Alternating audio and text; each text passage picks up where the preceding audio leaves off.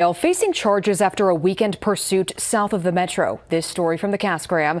A Cass County, Nebraska deputy tried to stop a white BMW on Highway 75 just outside of Plattsmouth around 1 a.m. Saturday.